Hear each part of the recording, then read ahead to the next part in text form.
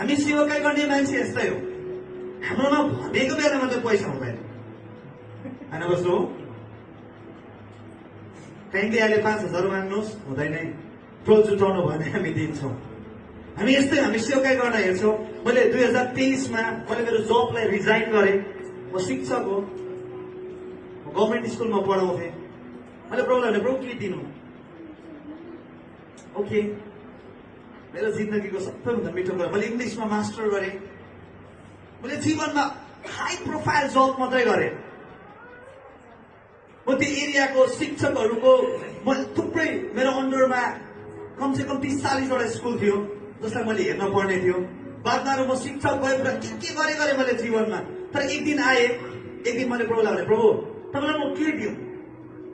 क्रिसमसको टाइममा एक दिन प्रभु तपाईँलाई के दिउँ? म तपाईँलाई आज दिन्छु, के कुरा दिन चाहन्छु, किनकि तपाईँले मेरो लागि नि सबै कुरा दिनुभयो भनिसकेपछि म तपाईँलाई के दिउँ भन्दा गर्दाखेरि नि मैले प्रभु म तपाईँलाई नि यत्रो वर्ष मैले लगानी गरेको म सर्टिफिकेट दिँदैछु प्रभु।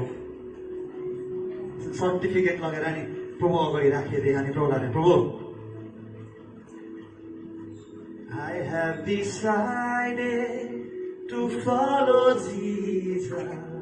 I have decided to follow Jesus. I have decided to follow Jesus.